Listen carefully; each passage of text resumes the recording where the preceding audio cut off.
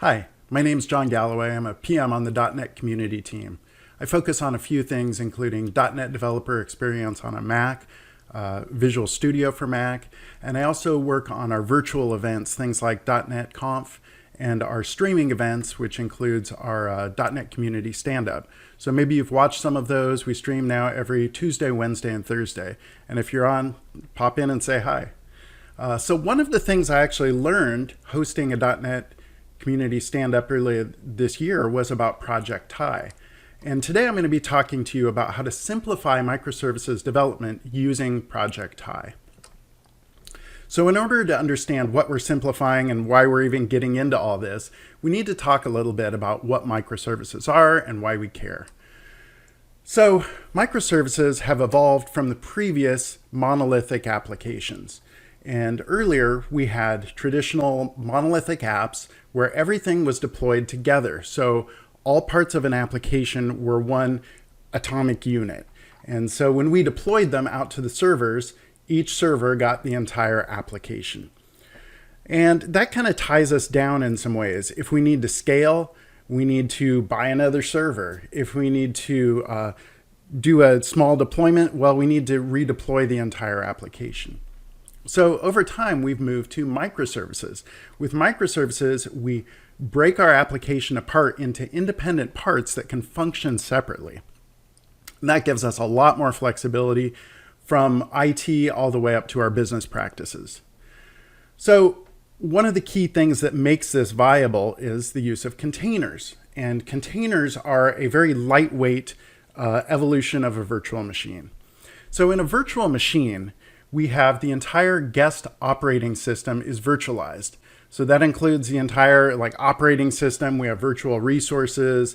All these things are virtualized, and that's kind of heavy. Virtual machine images are often multiple gigabytes, and they're also not they're not interchangeable.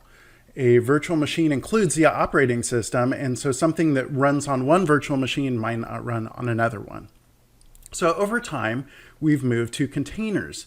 And what we do with that is the container actually doesn't include an operating system. It runs on top of a host, Docker most commonly, that's going to handle virtualizing out things like operating system resources, file system, all that.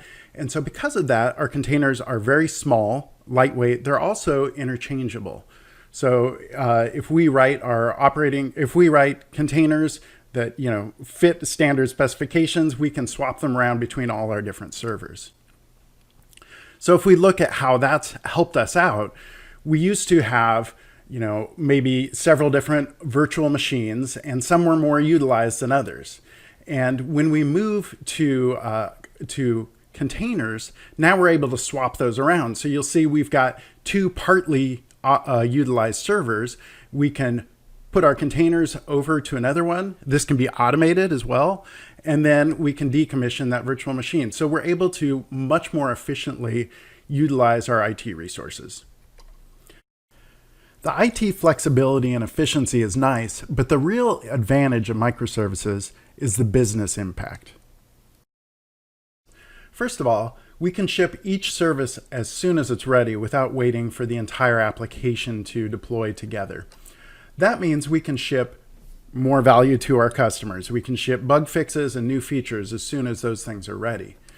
And we can also make localized software choices. So one service team may want to use they may want to use Redis as a store, another may want to use SQL Server. It doesn't matter. Each service can pick their own optimal software stack. And finally, each service can focus on a business capability, and this has some big impacts. Whereas before, we would need to focus on software as kind of a thing that would bind different parts of our application together. Now we can focus on this service focuses on billing or products or mapping or video services, etc. And so we can really allow for our business domain to be the cohesive thing that holds a service team together. And really, when we get into it, microservices are more about teams than IT. Brendan Burns, recently speaking at .NET Conf Focus on Microservices, said exactly that. The microservices are about scaling teams. So some of the ways that it allows us to do that. It allows us to keep our team size small and focused at they call it the 2 pizza size. It's a 5 or 6 people. It's also good as a code size. It keeps our code in a service small and manageable, so you can actually understand it and comprehend it, whereas you're not looking at the code for a giant application and trying to keep it all in your head. Not only can you understand the code, but you can actually understand the product. So you're able to focus on what you're delivering as a business product. And it forces you to plan for scale. You're architecting a service, and by deploying a service in a container, you're already architecting your application for scale. You also, by keeping your team small and at this right focus size, you're able to develop leaders and build teams that develop well. And that all comes down to empowerment, because in a small team and a small service, even a junior person on the team can really understand what they're building and can have strong contributions and can really focus on solving a specific localized business problem. So that's all great. We've talked about huge IT benefits and great business impact, but there are some new problems that come with moving from a monolith to a microservice. So one thing is there's a lot of new things to learn. There's a lot of new practices. There's a lot of new technology. There's a lot of new software that we've got to understand. There's also new decisions to make because we have a range of different capabilities, different software stacks, different things that we can use to build microservices, deploy microservices.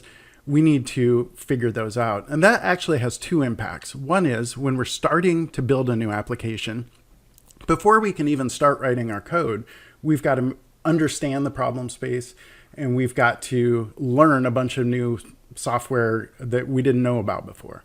But also decisions can put some weight on a team, because now the team has to agree on what specifically they want to do. And there's a lot of YAML to write.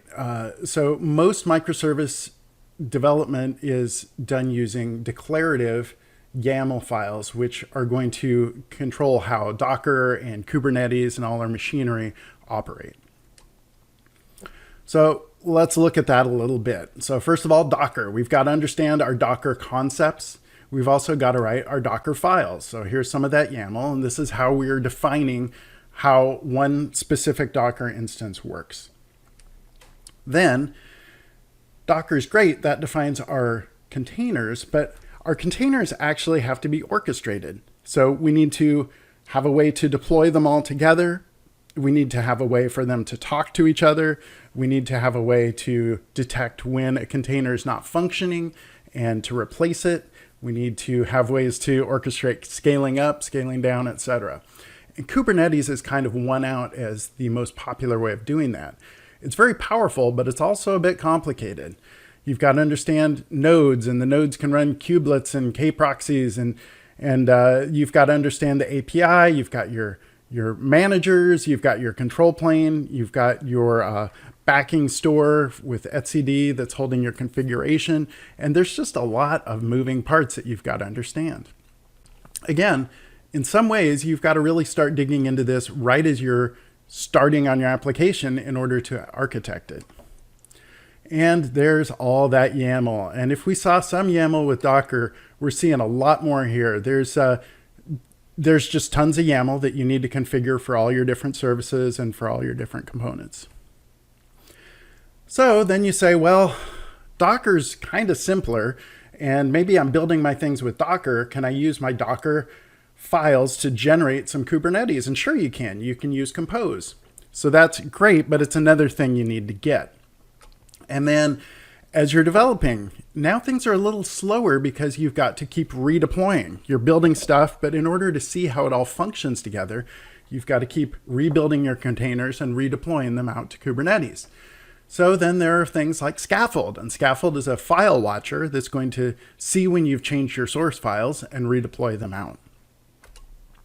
And then you've got to understand what's going wrong. You've got to trace and log. And so, with a distributed system, it's really difficult to understand why things are slowing down or what different steps are happening in your application. So there are popular things like Zipkin and Jagger that allow you to do that. And then you need some logging to understand and diagnose, some more complicated problems or look at how things have operated over time. So then you use things like Seek. And of course, now we've talked about all this different software and how are you going to install it? So of course, there's a package manager for it. So you go and get Helm. And the end result is there's just a lot of stuff. And it can be a little bit overwhelming, especially as you're just starting to develop your application. So if you just want to sit down and say, today I'm going to get started building some microservices, there's a lot you've got to just understand first before you can even get started. So that's where Project Tye comes in. Project Tye simplifies some really important things. One, just getting started. And two, your developer inner loop. So by handling a lot of the things that would slow you down as you're beginning to develop your application and as you continue to build on your developer machine, Tye is going to allow you to just focus on your development and less on your infrastructure. Now, one other kind of non-goal is deployment. And you can deploy using Project Tye, but really from what we've seen on the team, most people are using it for development. So Project Tye can generate your YAML, it can generate your Kubernetes files, etc. But we're really kind of thinking that the main focus is this kind of developer workflow. So let's talk about how Project Tye simplifies things for us. When we looked before at all these different kind of components, things like Docker and Kubernetes and Scaffold and Compose and all those other laundry list of things. And the idea is that Project Tye is kind of a layer above that. So it's going to use those building blocks to allow us to build things. And we basically talk to Tye, and Tye handles setting those things up for us. Now, a real big advantage of this is we still have the power of all those underlying components. So later, if I need to go in and do some very Kubernetes specific thing, or if I need to understand more about my Docker or pull in another Docker image, I can do all of that with Tye. So Tye simplifies a lot of the getting started and the things that I don't want to care about. But then if there are things I do care about, I still have access to them. So let's talk about how it does that. First of all, the whole beginning project setup. I don't have to go in and write Docker files because Project Tye, just by saying Tye run, is going to be able to look at my project. It understands .NET, and it's going to be able to create Docker files for me on the fly. Now, when I'm running multiple different things together, you could use something like Docker Compose and say, here's all my different Docker files and here's how they all talk together, etc. But with Tye, Tye can kind of look at that as well, and it can both start services together and also help them to talk to each other. Now, debugging is a kind of key area and really not something that's very simple with Docker in general, because each is running in its own separate container. So if I want to debug my different processes, it can be a little tricky because I've got to attach to a process running inside a Docker image. And there's ways to do it, but it's really, really simple with Project Tye. And the reason for that is that Project Tye is it builds things in a way that runs them actually just in a process. It doesn't run them in Docker until it's time to deploy them. So you're working in a unit of deployment that is actually just a .NET process, easy to debug, but then when you want to deploy it, it's already set up and all the Docker files and things are in place to actually deploy it. Watching, instead of needing something like Scaffold, you can just do Tye run -- watch and watch a file. And with Kubernetes, you've got to create your Kubernetes files. So like I said, you can use Compose to do that, or you can just say Tye generate. And Tye understands your application, and it's going to create those Kubernetes files for deployment. And then finally, when you're doing your deployment, you can just say Tye deploy. And there's an interactive mode for this. So it'll step through and it'll ask you questions as you deploy. So that's all neat stuff. I've done a lot of talking. Now let's look at some demos. Okay, I'm going to show you how easy it is to get started building a microservice application using Project Tye. So I've gone over to the repo, github.net/Tye. And here in their repository, they have information, including docs, getting started, etc. So I'm going to click on over to the documentation. And the documentation has a little list of different things to do. I highly recommend these tutorials. They're very simple to follow. They're pretty surprising how quickly you can get going. So first of all, when I click on Get Started, it's going to make sure that I have Tye installed. Tye is a global tool. So I'm going to copy this in. Let's go ahead and paste it. Now I already have it installed, but this is what you'll run. Now I'll say Tye version. And yep, I do indeed have that installed. So I'm going to go through the process of creating a very simple front end and back end. And I'm doing that following along with the tutorial that they have in the basic tutorial. So if you want to do this as well, you can do the same thing. So I've already created a directory called Microservice, and I'm going to create a new Razor project. So I'm going to say .NET new Razor. So I'm using the Razor pages template, and I'll say -n front end. Great. Okay. So I've just created a .NET Razor Pages project. I've written 0 Docker files. I've written 0 Kubernetes configuration. I've done none of that, right? All I have is Tye installed. So I'm actually just going to say Tye run front end. So what's neat is Tye understands .NET. It's able to go find my project file, understand that it's an ASP.NET Razor Pages application, and it actually builds it and launches it. Now, it's building this, it's running it as a debuggable process, so it's actually not throwing it out into Docker just yet, but it's created in a way that it can be Dockerized. Okay, so here's one of the coolest things is it actually creates a dashboard for me. So without doing anything, I've got a cool looking dashboard. So this shows me all the stuff. It shows me stats, everything about my running application. It also lets me see logs, which is nothing's going on just yet. And I can click here and I can browse out to my app. So that's pretty cool. This is the world's simplest microservices application, as it's just one Razor page, but we're already off to a good start. So next, I'm going to want to run 2 services together, a front end and a back end. And again, I'm following along what's in this tutorial. So I'm going to stop my running application, and let's look at what we've got. We've got one folder, which is front end. So now I'm going to clear this out. We'll say .NET new, and we're going to be creating a web API application or backend. Okay. So now we have a front end and a back end. And the next thing we want to do so that they know about each other, we're going to create a solution. So I'll say .NET new solution. And so now we've got an empty solution, and we'll say .NET solution add front end and back end. Wonderful. So now we've got a solution that contains a front end and a back end. Now we haven't actually written the code for the two to talk to each other yet, but we do want to start thinking about things like starting them both together. So the front end is going to depend on the back end, and if we launch the front end without the back end, it's going to crash, etc. So we want to be able to start them both together. So I can just say Tye run.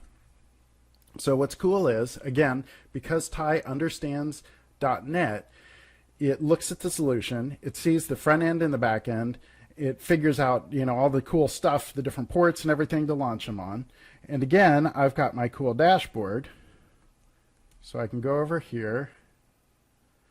Now I've got front end and back end. And I can go in here and I can look, here's my back end. So the back end is an API, so of course it doesn't have anything exciting to show me. The front end is here. And of course we've got all those same things that I had before, the logs and all that kind of stuff. So that is pretty slick. I'm able to launch both of those things together. Okay, so that's really great. We've started both of our projects, the front end and back end, at the same time. But if you're paying attention, it's still kind of a toy project because the two aren't talking to each other. So that's our next step. We're going to have the front end and back end communicate. So I'm following the steps here. If you want to go through in the tutorial, this is all written up. The main steps are, first of all, there's a model class. When you create a new API project, it creates a sample API controller that does a weather forecast. And it uses a weather forecast class. So here's that weather forecast class in the back end. It's just a data transfer object. So we copied that over into our front end project and updated the namespace.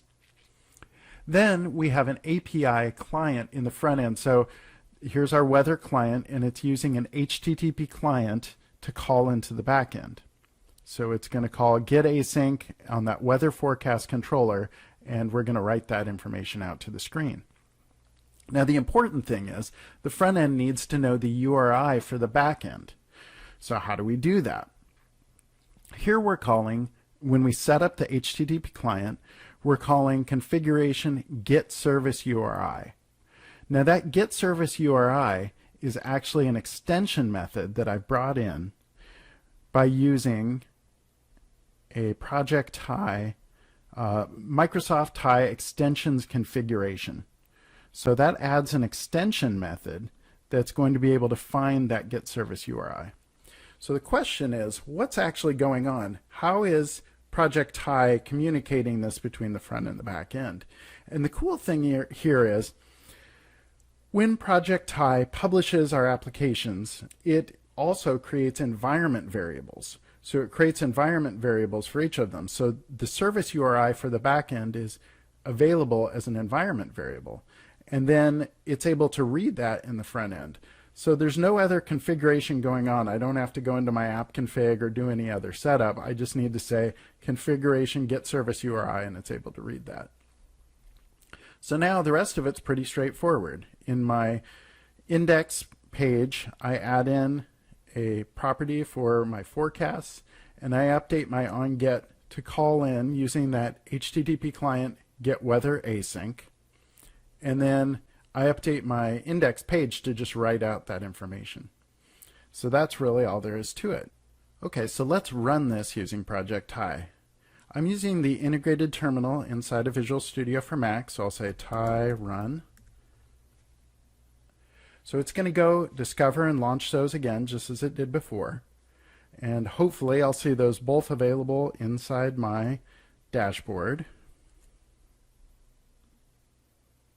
So there we go. And now if I look at my dashboard,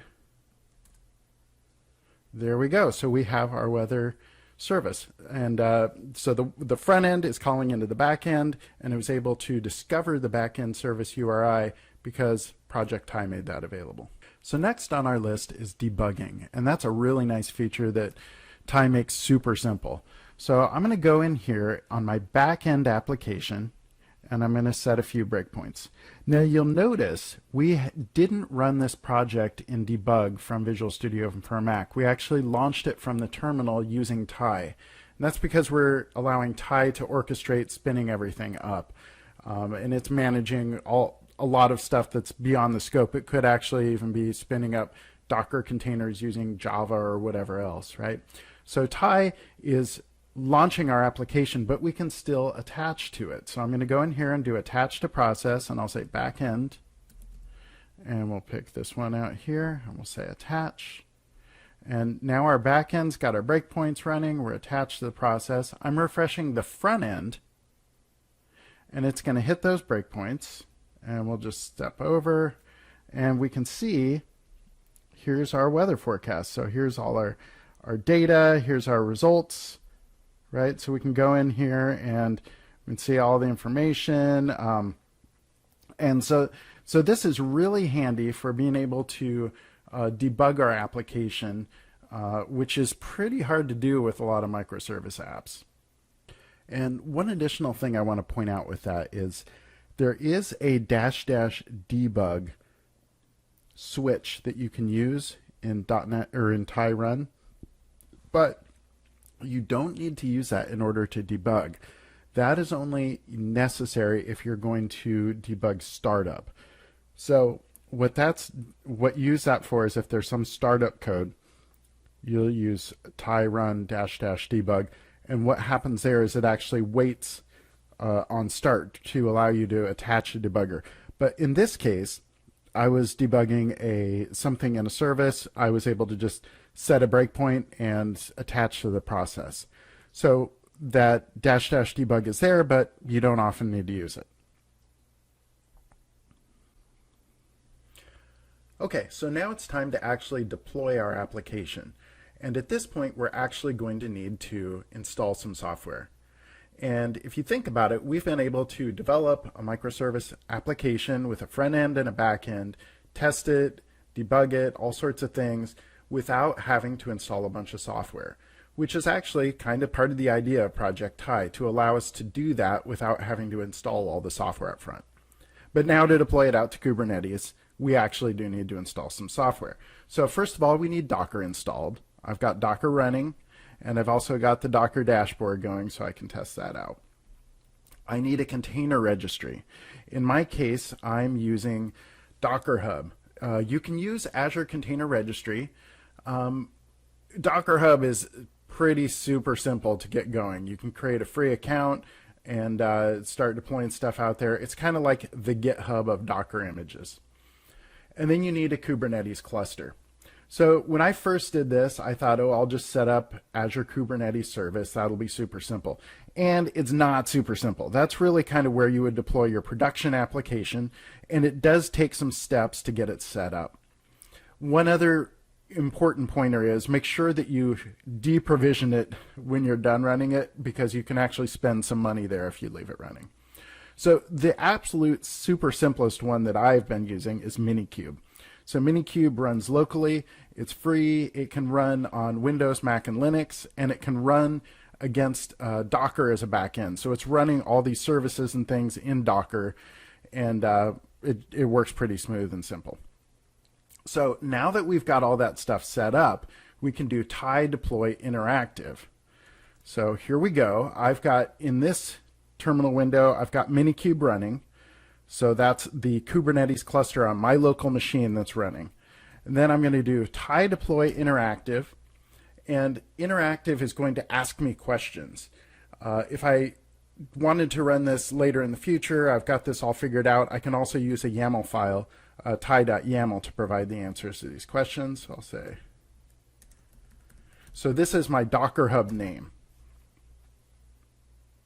So now it goes, it builds these images, and it's going to publish these out. I've published these before, so it publishes pretty quickly.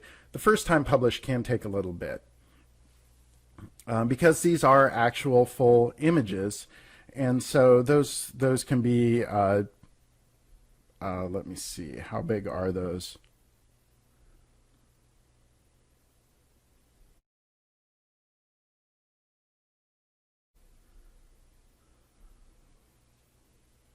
So in this case, this one's 82 megabytes. So it does take a little bit of time to push that out. So it's actually gone and published this out, and it's now running in my Minikube instance. So I can check that out. So the commands you'll use are the standard Kubernetes control. So it's called kubectl, get pods. So that lists my images. I've got back end and front end. And now I can say kubectl get service, and this will list out my services. And now hopefully I can port forward from my front end and actually serve that up. Let's see if that works.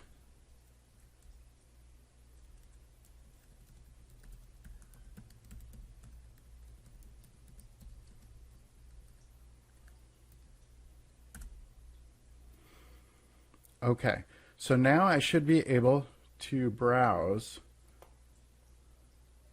to localhost port 5000.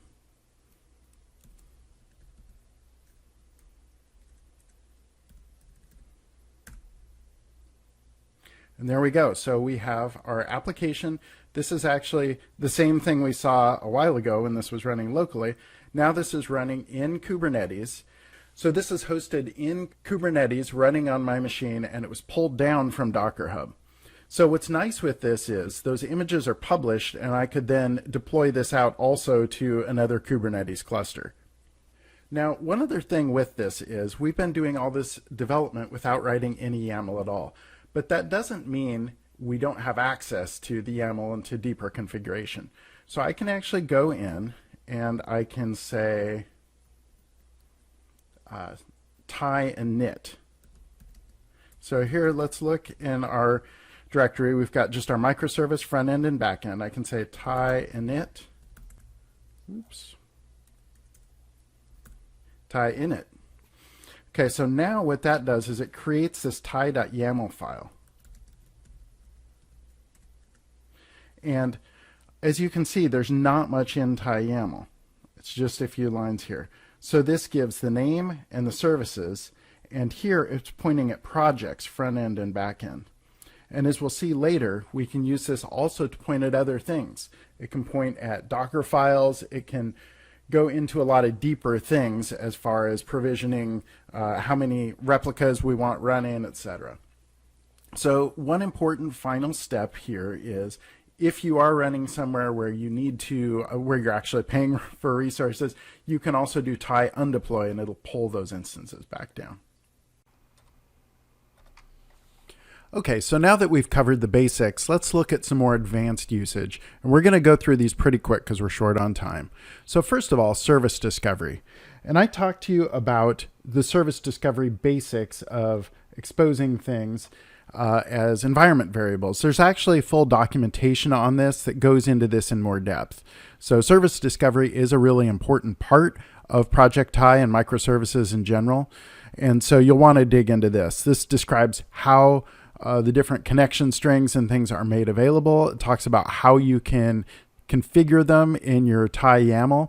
And it also gives you more information about your URIs and development. And this is important because in a microservice environment, you may have other applications that are, some other Docker instance that's not part of the kind of Tye, that hasn't been created by Tye, and you'll need to know how to connect to it as well. So this is an important document.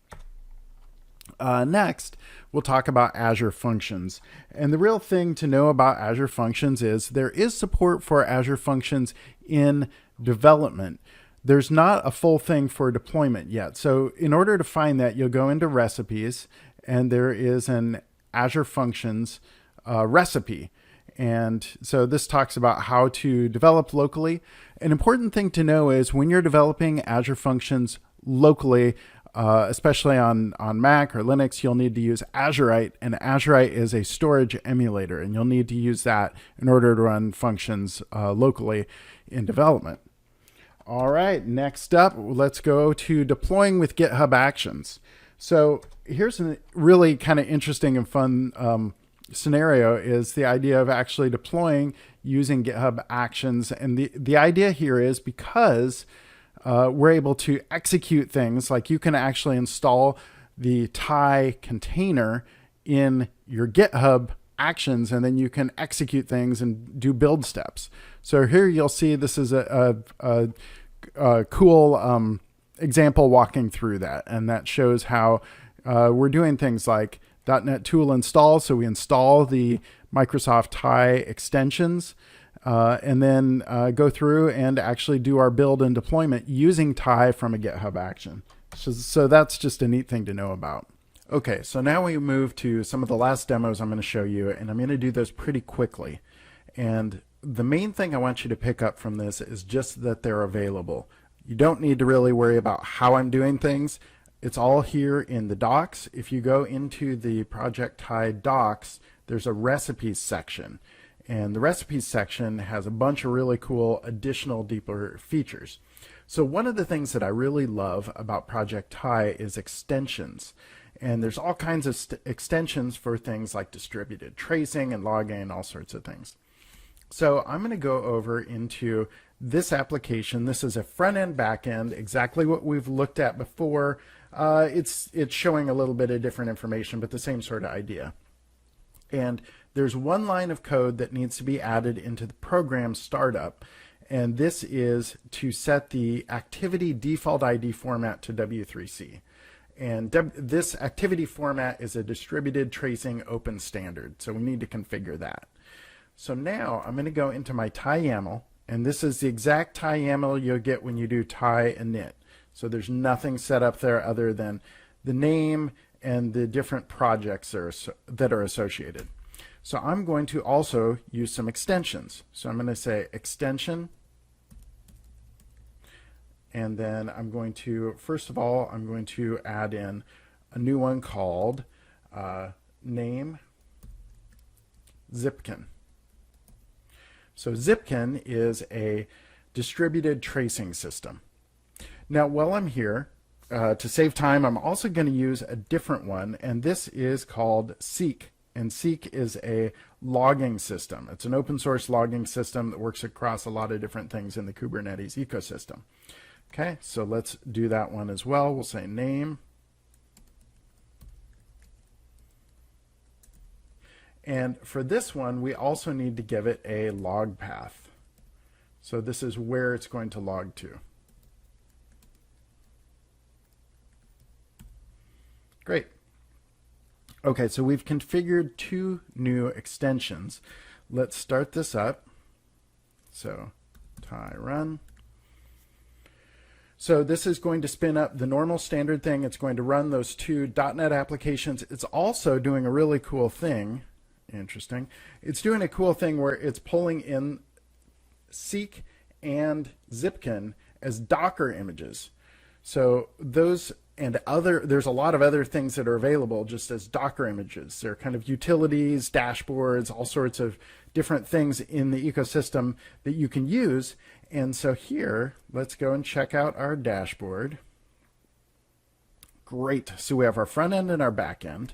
So these are just logging out some information. They're showing, okay, great, great. There's some info. So now I have also Zipkin and Seek running. So let's look at those dashboards.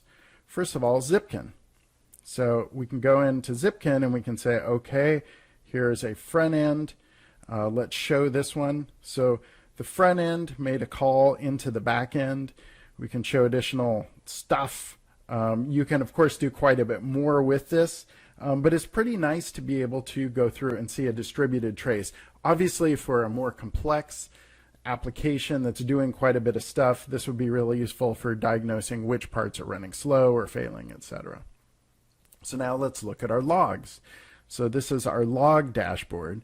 And this is really cool to be able to, I can query against this. Of course, there's not a whole lot there right now, but to be able to later go through and do advanced querying against our logs could be really useful. This was literally 3 lines of code to set this up. So there's more of these available in these recipes. And another fun thing, if you're a nerd like me, is that you can actually go and look at the source code for how they created these extensions. So you could create your own extensions. Really, it's pretty readable code. They're pulling the Docker instance from OpenZipkin/Zipkin. They're configuring a port for it and doing a little bit of stuff to set it up, but not a whole lot. And then they just run it. So there's you can see against some of the different ones. Here's how they set up Seek, and they have different extensions for Dapper, for Elastic, etc. So that's some pretty cool stuff. And really, that's kind of the next thing is I've shown you a few that are pre-built, but one really kind of neat thing is that you can use any Docker instance. So here's an example where, and you can walk through this tutorial, where we use Redis as a back end.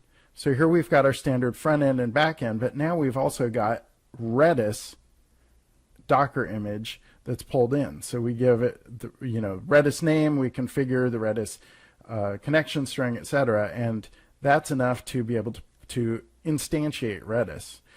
So it's really pretty cool that you can kind of pull in anything that you need to as a Docker image. The next thing I want to show you is health checks. So for this one, we're going to be going to a different directory.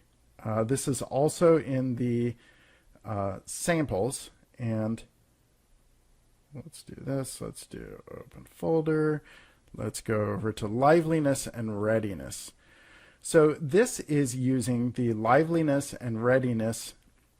It's using health checks, which are available as a standard thing in ASP.NET Core. And this also exposes them and makes them available for Kubernetes to do liveliness and readiness checks. Now, the difference between liveliness and readiness, liveliness means that the service is alive at all. If it's not alive, it needs to be restarted. It's just hung or dead, and it needs to be completely restarted. On the other hand, there's also a readiness check, and a readiness check can say, yes, the service is running, it doesn't need to be restarted, but it's not yet ready for traffic. So maybe it's in a startup state, or it's overloaded, or whatever. Okay, so here, that's all that's set up there, and then it's configured in here, and this is using the standard kind of things that it's able to work and pass this over to Kubernetes. You'll notice another interesting thing here too is we have replicas too. So that means this is actually running kind of two instances inside of Kubernetes. Okay, so now let's run that. Let's exit out of our previous one. And then we're going to need to move over into our directory where the liveliness and readiness one is.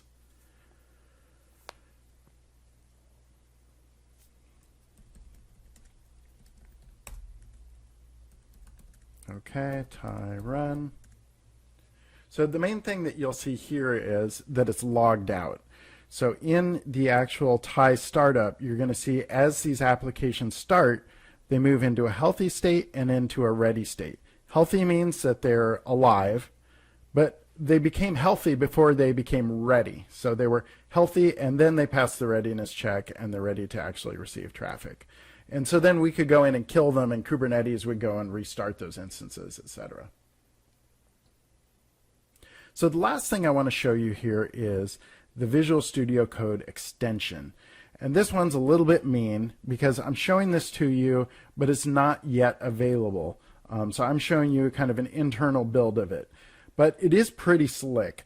So this is running against the one that I just showed you with the liveliness and readiness checks, and it shows, you know, I can go through and refresh things. I can show I can click on things and it'll take me out to the dashboard for it. I can also go in and debug the instances. So it's really a pretty, and it also allows me, you know, it gives me a link directly to the dashboard. So that's pretty slick. And actually, let's stop this one. And let's go and let's open up, I'll open a more complex one.